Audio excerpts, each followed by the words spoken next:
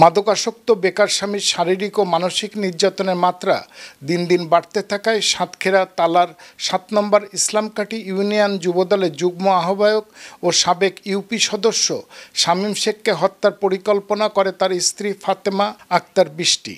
আর এই হত্যাকাণ্ড সংগঠিত করতে সে তার কিশোর মামাতো ভাই উবাইদুল্লাহ হাওলাদারের সহযোগিতা নেয়। শুক্রবার রাত ১১টার দিকে শামীম ইয়াবা সেবনকালে হত্যাকাণ্ডটি সংগঠিত করা হয়।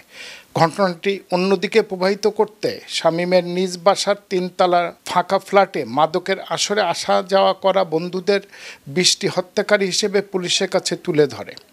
পুলিশ ওই দিন শামীমের কাছে আসা ২ বন্ধু এজাজুল ইসলাম ও শরীফুল ইসলাম সর্দারকে গ্রেপ্তার করে।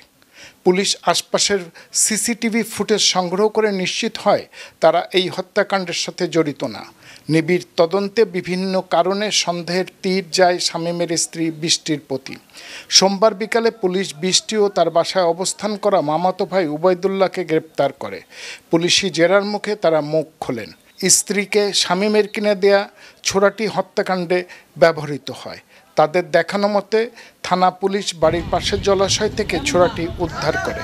মঙ্গলবার প্রেস ব্রিফিংয়ে বৃষ্টির দেওয়া স্বীকারোক্তি অনুযায়ী police super ATM Mosharraf Hossain জানান, বিয়ের পর থেকে শামীমের নির্যাতনে সে সুখী ছিল না। পারিবারিক বিবাহ নির্যাতনের জের ধরেই সে হত্যাকাণ্ড পরিকল্পনা করে।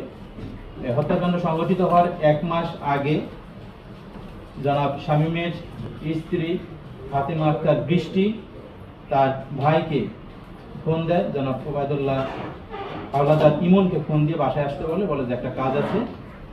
ফোনে সেটা জানায় না এবং ২০ তারিখে উবাইদুল্লাহ ওই বাসাতে আসে।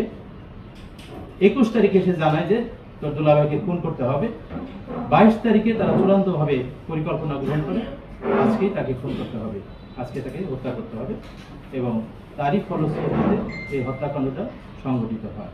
ব্রিফিংয়ে আরও জানানো হয়, আসামিরা ১৬৪ ধারায় নিজেদের সম্পৃক্ত করে ঘটনার বর্ণনা করে সোমবার আদালতে জবানবন্দি প্রদান করেছেন এবং এই হত্যাকাণ্ডের সাথে রিলেটেড যে ২ জন আসামি গ্রেফতার আছে এবং উবাইদুল্লাহ হাওলাদার ইমন, ওর বয়স ১৮ বছর পূর্ণ না হয়, তাকে যশোর কিশোর সংশোধনাগারে প্রেরণ করা হয় আর ফাতেমা আক্তার বৃষ্টিকে জেল হাজতে প্রেরণের জন্য বিজ্ঞ আদালত নির্দেশ প্রদান করে।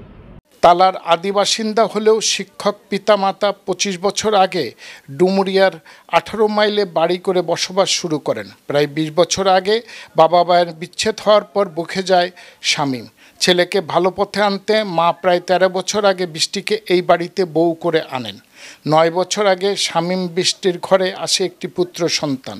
এক পর্যায়ে মোটরসাইকেল মেকানিকের কাজ ছেড়ে দিয়ে সে নেশায় ডুবে থাকতে শুরু করে। শামীমকে সংশোধন করতে ব্যর্থ হয় বৃষ্টি। S M Habib, ATN Bangla, Khulna.